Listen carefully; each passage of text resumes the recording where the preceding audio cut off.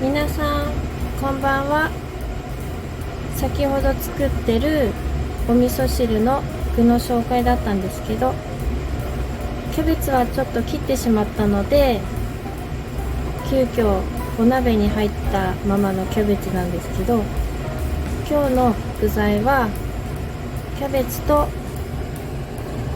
あとお豆腐と小揚げと玉ねぎです。玉ねぎを入れることによってお味噌汁が甘くなるのでとっても美味しいです。